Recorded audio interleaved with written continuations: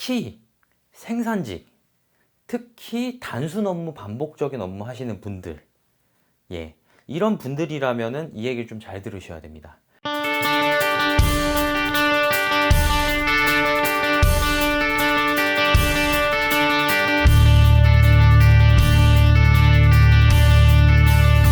예, 안녕하세요. 김노무사TV의 노무사 김승현입니다.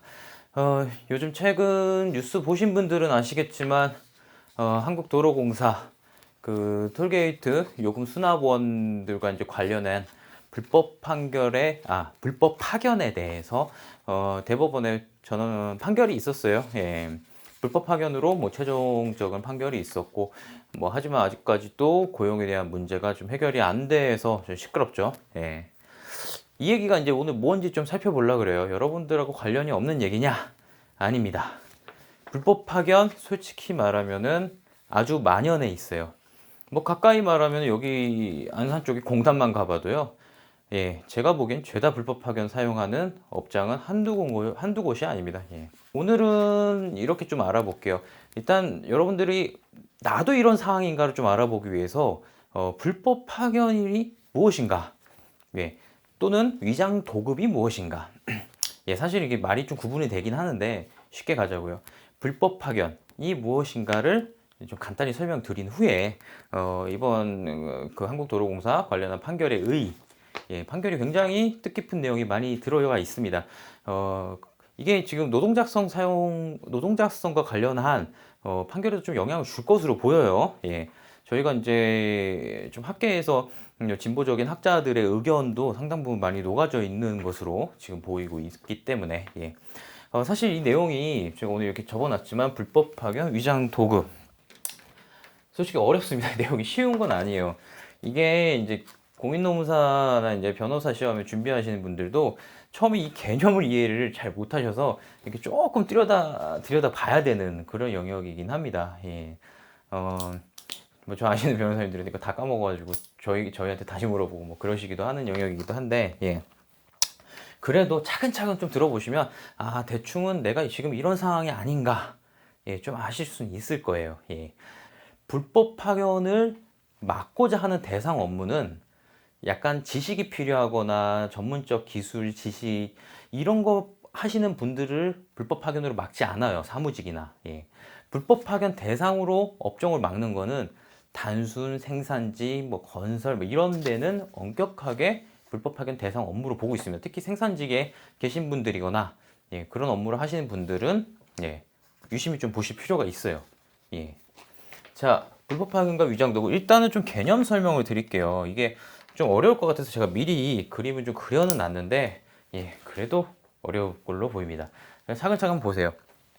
자, 일단은 파견이란 개념이 있어요. 일단은 이거와 이거의 싸움이에요. 지금 이 싸움은. 예. 제가 이건 차근차근 설명드릴게요. 먼저 파견이 뭔지를 알아셔야 돼요. 파견. 자, 먼저 파견 사업주, 파견 사용자라고도 하죠. 사용 사업주. 이 두 회사 간의 얘기예요. 예. 이건 아실 거예요. 뭐 파견 사업주와 노동자가 직접적인 근로계약을 맺습니다. 예. 근데 노동자가 우리 일반 경우는 어때요? 자기가 취업한 회사에 취업을 해서 노동력을 제공하는 게 일반적인 경우잖아요. 근데 근로계약을 맺은 사업주한테 노동력을 제공하는 게 아니라 사용 사업주한테 노동자는 노동력을 제공합니다. 예. 이게 바로 파견의 형태예요. 파견의 전형적인 형태. 예. 근데 우리 고용의 원칙은 파견을 무제한적으로 허용해 준다? 예, 그런 파견법이 필요가 없었겠죠. 이런 파견 형태의 노동자를 쓰기 위해서는 몇 가지 제약이 있습니다. 우리 파견법에, 예. 첫 번째, 파견 대상 업무여야 돼요. 아무나 다 파견시킬 수 있는 게 아니에요. 제가 다시 말씀드리지만 생산직이나 단수 반복적 업무를 하시는 분들은 애초부터 파견 대상 업무가 아닐 확률이 굉장히 높습니다. 예. 두 번째, 기간을 지켜야 돼요. 예. 뭐 이 파견 대상 업무라 하더라도 무제한적으로 파견을 쓸 수 있는 건 아니에요.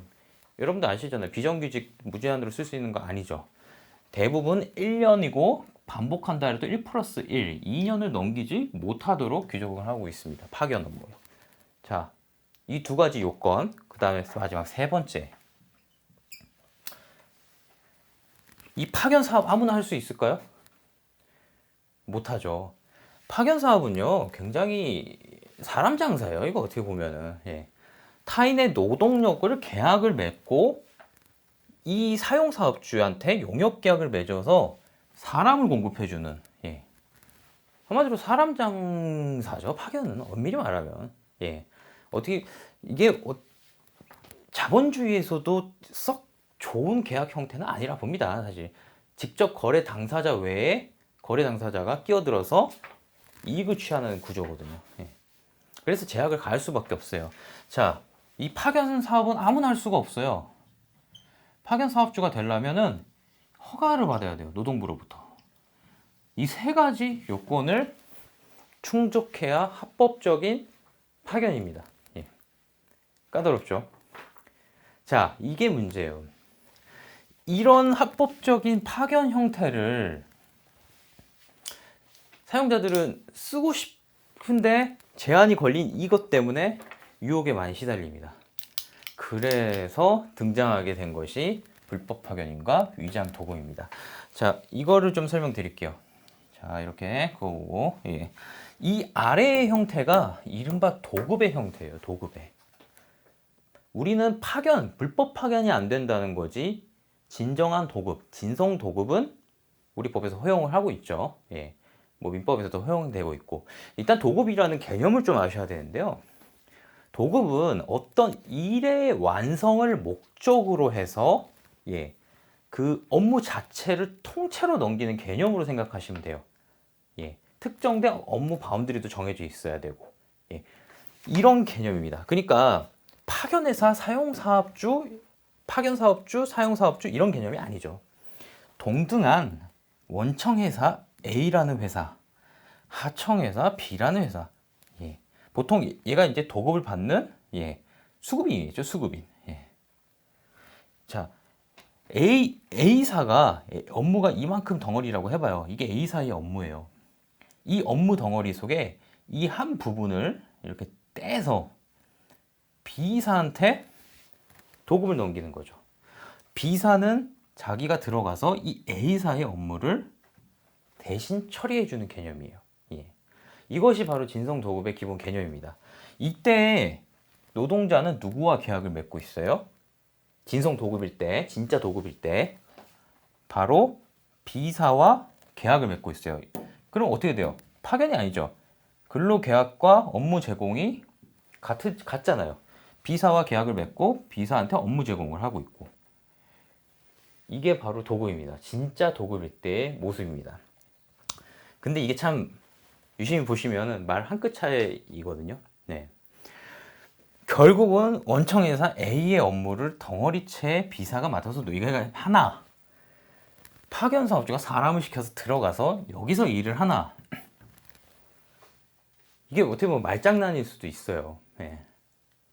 그래서 회사들은 파견 형태가 아닌 도급 형태라고 주장을 해서 업무를 떼어내는 거죠. 예.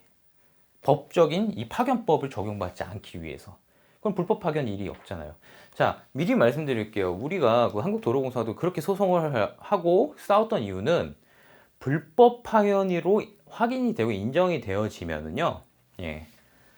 이 사용사업주가 고용 의무를 지게 됩니다. 예. 자, 보세요.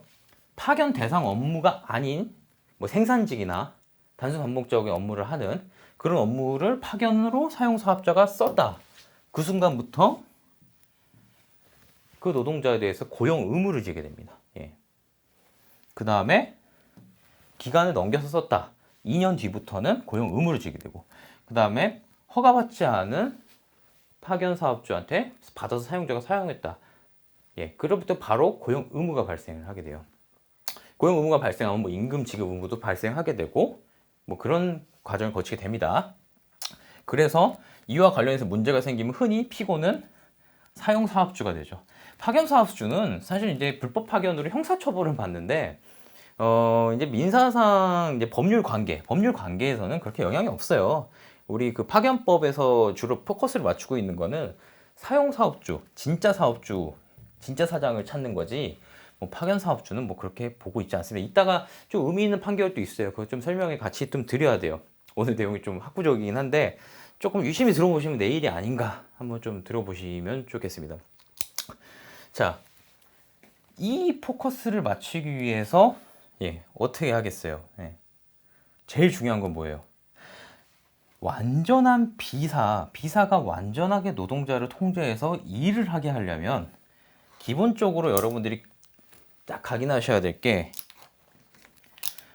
A사가 여기 일하는 이 부분에 대해서 간섭을 하면 안 되죠. A사가 여기에서 일을 하게 되면 간섭을 하게 되면 여기 B사한테 막 여기 A사가 가서 막 A사가 B사 노동자한테 업무 지시 내리고 여기에 대해서 업무를 제공해요. B사한테. 이거 뭐예요? 이거잖아요. 파견이잖아요, 이게. 이게 기본적인 형태입니다. 물론 뭐 이거보다 이제 훨씬 판단 지표는 많이 있는데 이게 기본적인 형태예요. 사용자들은 이런 방향으로 도급을 만들고 싶어 하는데 사실 이게 어려워요. 왜냐? 완벽한 도급을 하기 위해서는 터치를 할 수가 없어요. A사가 B사 노동자한테. 그럼 어떻게 돼요? 경영상에 굉장히 어려움을 겪죠. 양질의 서비스, 통제된 뭐 제품 생산, 품질 관리 이런 걸 해야 되려면 결국에는 이 원청인사가 관여를 할 수밖에 없어요. 그러니까 이렇게 슬금슬금 이렇게 관여를 한단 말이에요. 슬금슬금 각종 명분으로. 이것이 사실을 과하고 도가 넘어서게 되면은 우리는 불법 파견이고 이렇게 부릅니다. 이제 위장 도급이라 이렇게 부릅니다. 그렇게 되면 이거를 그냥 파견으로 봐서 이 효과에 직접 고용 의무를 간주한다. 이렇게 설명을 하는 거예요. 이거 부분에 대해서 좀 많이 궁금하시면은 인터넷 한번 찬찬히 한번 읽어보세요. 이게 좀 이해가 되셨으면 좋겠는데, 그래야 제가 오늘 좀 새롭게 나온 이 판결문도 좀 의의가 있을 것 같아요. 제가 좀 입수를 해봤습니다. 대법원에서 이번에 나온 판결인데, 좀 의미 있는 거를 좀 설명드릴게요. 뭐 기존 법리는 제가 뭐 간단하게나마 설명드렸으니까, 내 일이 아닌가 한번 점검을 한번 해보세요. 내 일이 아닌가. 내가 지금 이렇게 해보죠. 내가 지금 뭐 어디 뭐 누가 A라는 회사 내가 만약 B라는 회사를 지금 다니고 있는데 도대체 내 회사가 B가 맞아? 맨날 와서 A 관리자가 와서 나한테 뭐라 하는데 A 회사 복장을 입고 있는데 이런 거 아닌가 한번 유심히 좀 살펴보자 이거예요. 그렇다면은 여러분들도 불법 파견이 아닌가 한번 점검을 해봐야 된다. 오늘 이런 얘기입니다. 자, 일단 법리부터 간단히 설명드릴게요. 뭐 불법 파견인지 아닌지를 판단하는 우리 대법원의 판결은 뭐 과거부터 쭉 지속되어 있는데 계속 발전을 하고 있습니다. 뭐 간단히만 설명드릴게요. 일단은 뭐 계약의 형식이나 명칭, 그 다음에 당사자 구애받지 않는다. 그러니까 니들이 계약을 뭐라 맺어놨든 우리는 상관 안 하겠다. 실질적으로 노동을 누가 제공하고 실질 관계를 판단하겠다가 기본 법원의 입장입니다. 자, 계약서 이렇게 썼으니까 계약서는 파견사업주랑 썼으니까 아니죠. 실제로 얘랑 쓴 거랑 맞냐 이거 다 보겠다 이거죠. 실질적으로 제3자의 사업에 편입되어져 있다고 볼 수 있는 거. 뭐 이런 거죠, 이런 거. 뭐 A 요만큼 덩어리에 이걸 이렇게 들고 나와서 B사가 독자적으로 하는지 보겠다 이거예요. B사가. 이 안에 들어가서 이게 실질적으로 이 회사가 이 회사냐 구분 못할 정도만 안 된다. 뭐 이런 얘기죠. 좀 의미 있는 것만 좀 짚어드릴게요. 이거 다 읽어드릴 수가 없어요. 근데 제가 의미 있는 것들을 지금 좀 이번에 많습니다. 일단 이런 문구가 있습니다. 전국에 산재에 있는 이게 한국도로공사 지금 그 표 끊어주시는 분들 아시죠? 차량 운전하시는 분들 알 것 같은데,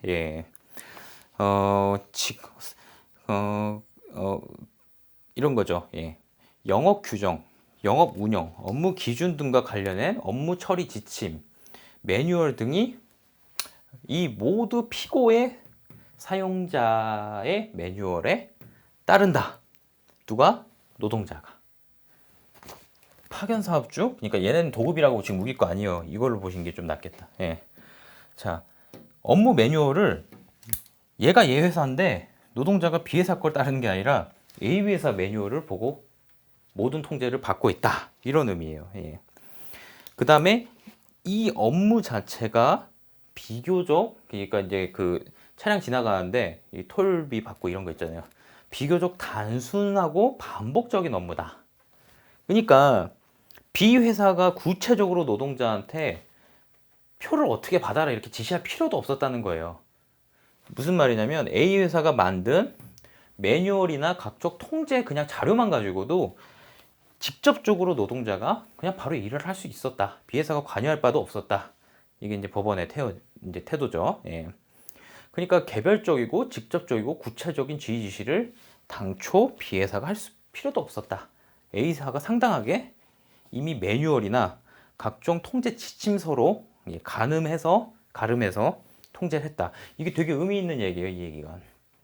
무슨 얘기냐면 사용자의 직접적인 명령이 구두나 어떤 문서가 돼서 직접 명령이 없더라도 계약의 형식이나 매뉴얼의 형식으로도 간접적으로나마 할 수 있다. 이거 굉장히 진보된 얘기죠, 사실. 예. 업무를 지시받은 것과 다를 바가 없어 보인다. 이런 사정이 이렇게 이제 판결을 했어요. 외주 사업업체가 그러니까 즉 B사가 노동자한테 어떤 업무 명령, 그냥 뭐 톨게에 대해서 어떻게 표를 받아라, 뭐 이런 얘기를 하기는 했어도 이게 B 회사의 고유한 기술이냐 이걸 보겠다는 거죠. 그러니까 이 한 부분에 이게 B 회사가 고유하게 이 업무를 추진하는 어떤 그 로직을 가지고 있느냐, 기술을 가지고 있느냐 그런 거냐 보겠다 이거죠. 아니라는 거죠. 그냥 여기 매뉴얼 써진 대로 전달하거나 얘가 시키면 B 회사는 그냥 얘 노동자한테 전달한 것뿐 아니냐. 예, 전달자를 통한 메신저를 통한 역할일 뿐이지 이게 무슨 얘가 지시 내리는 거냐. 예, 이렇게 판단을 했습니다. 그 다음에 또, 예, 이런 거 있죠. 이 노동자가 A사의 로고가 새겨진 복장을 착용하고 있었고, 그 다음에 A사가 피고가, 예, 그 다음에 그 규정 등을 다 따라와야 됐고, 예, 그 다음에 이 업무 자체가, 그러니까 도로에서 표를 받는 게 도로공사의 본질적이고 필연적이고 계속적인 업무였다. 이걸 떼어내서 용역을 줘야 될 필요가 있었겠느냐? 뭐 그런 얘기도 좀 하고 있습니다. 예. 또 이런 얘기가 있어요. 예. 제가 이거 좀 되게 중요시 보는 건데, 예. 근로자성이나 노동자성, 예. 그 싸움 때도 중요합니다. 정말로 도급받은 업무가 이렇게 바운더리가 한정돼 있느냐 이거죠. 지금 이 도로공사 케이스에서는 이 노동자들을 통해서 그 표를 받고 계산을 하는 업무를 도급을 줬단 말이에요. 그 얘네 주장에 따르면. 근데 그 업무만 하는 게 아니에요. 지금 여기 나오는 게 통행료 수납 업무 외에도 설 연휴 홍보 캠페인, 선진화 관련 홍보, 단말기 할인 판매, 신용카드 할인. 그러니까 A사가 하는 기존에 막 여기에 산재돼 있는 이 도급하기로 한 업무 말고도 이 업무 죄다 여기서 맡겨서 노동자한테 실행했단 말이에요. 이게 용역화된 업무인가요? 아니죠. 예. 그러니까 우리 그 노동부나 근로감독관들도 그러는데 많이 좀 잘못 알고 계시는 분들이 되게 많거든요. 예. 사용자의 지휘 명령이 있느냐만 볼 게 아니라 정확하게 바운더리가 도대체 용역을 어디까지 체결했는지 봐야죠. 포괄적이고 바운더리가 쳐지지 않은 정말 뭐 범주를 넘어서는 업무, 용역화된 업무 말고도 업무를 시키고 있다면은 그것은 용역이나 도급으로 볼 수가 없는 제일 중요한 지표인데 많이 빼먹고 있습니다. 근데 이번 법원에서는 그 부분을 되게 딱 지적을 하고 있어요. 예. 이런 거에 또 의미가 있다. 그 다음에 이제 뭐 얘네가 뭐 우리 도로공사가 돈 없다 했는데 법원에서 받아들이지 않았고요. 예. 제가 좀 중요한 것만 좀 말씀드리겠습니다. 예. 그 다음에 제가 좀 의미 있게 보는 거. 이 불법 파견을 보낸 이 회사랑 이 노동자는 이 문제하고 관련이 없다는 거예요. 법원은 이번 법원 판결은 무슨 얘기냐면 얘랑만 관계가 있다는 거예요. 제가 이거 황당한 얘기 하나 해드릴까요? 옛날에 노동부에서 이 불법 파견을 보낸 사업주한테 이 노동자가 해고를 당했다는 이유로 이 불법 파견 관계에서 시정명령을 못 내리겠다는 거예요. 말도 안 되는 거죠, 사실은. 예. 이번 법원에서도 그걸 정확하게 지적을 하고 있어요. 예. 그러니까 그 노동자가 여기 하청 여기 회사에서 사직을 하거나 해고를 당했다 하더라도 이 불법 파견으로 인해서 고용 의무 이 법률 관계 형성된 법률 관계는 아무 영향을 받지 않는다. 이게 우리 법의 취지이다. 이렇게 얘기하고 있어요. 예. 그러니까 여기 회사 그만뒀든 말든 청구권 살아 있다는 거죠. 이게 되게 중요한 겁니다. 이게. 예. 그 다음에 한 가지 더 있어요. 파견법에는 자신의 의사로 그 원청에서 들어가길 원치 안 하는 사람은 이렇게 고용 의무를 발생시킨다 보지 않아요. 예, 노동자가 나는 계속 B회사에서 일할 겁니다. 이렇게 하면은, 예. 근데 이렇게 봤어요. 사직을 하거나, 여기 B회사한테 사직을 하거나, 이 B회사한테 해고가 당했다 하더라도 나는 여기에 대해서 들어가지 않겠다. 즉, 원청회사로 들어가지 않겠다라고 의사를 표시한 걸로 볼 수 없다. 예, 이렇게 명시적인 그런 표시라고 볼 수 없다라고 판결이 나왔죠. 우리 파견법 구조가 원래 그래요. 파견 사업주하고 이 법률은 아무런 관계가 없습니다. 사실. 사용 사업주와 그 노동자들의 관계를 설정하기 위해서 우리 파견법은 존재하는 거죠. 예. 도로공사 판결은 결국에는 이런 의미로 해서 결국에는 그 도로공사가 지금 노동자를 결국엔 다 채용을 해야 되는 의무를 지금 가지게 된 상황입니다. 예.